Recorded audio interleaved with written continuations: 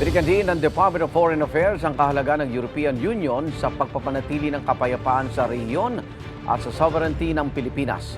Samantala, pinagdiwang din sa bansa ang Europe Day 2025. May unang balita si JP Soriano. Nagsama-sama sa isang entablado ang ambassadors ng mahigit 20 bansang miyembro ng European Union sa pangunguna ng ambassador ng Delegation of the European Union to the Philippines na si Massimo Santoro para ipagdiwang ang Europe Day 2025. Binigyang diin ni Ambassador Santoro na handa nilang depensahan ang Pilipinas alinsunod sa batas at rules-based order. With the Philippines, we defend and promote a rules-based international order, not the law of the strongest. Be it in Europe, be it in the South China Sea, West Philippine Sea, be it anywhere else in the world. Together with the Philippines, we also push to strengthen the role of global institutions. Walang tinukoy na bansa ang delegasyon ng European Union to the Philippines, pero dati nang inalmahan ng EU ang mga ginagawang aksyon ng China sa West Philippine Sea.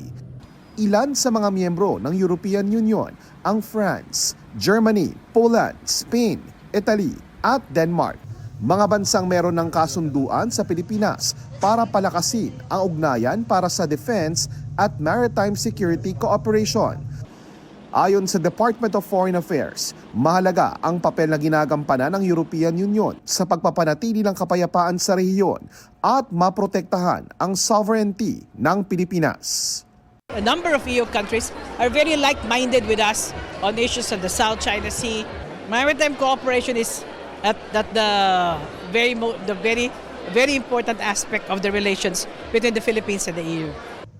Bukod sa ugnayang may kinalaman sa maritime defense security, umuusad na rin daw ang ugnayang pang-ekonomiya ng European Union at Pilipinas. Pinaplansya na raw ang kasunduan para sa isang free trade agreement o yung FTA.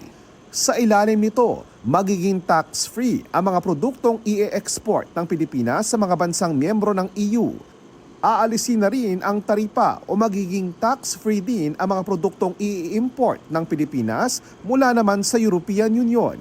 Ibig sabihin, mas malaki ang kikitain ng mga negosyanteng Pilipino habang inaasahang bababa ang presyo ng mga produktong ibebenta sa Pilipinas na made in Europe.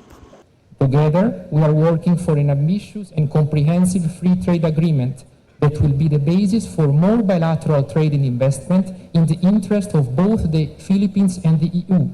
The free trade agreement, which is about, hopefully next year we will be able to, hopefully, of course it has its own pace, the GSP Plus, which has been helping our business people, our exporters.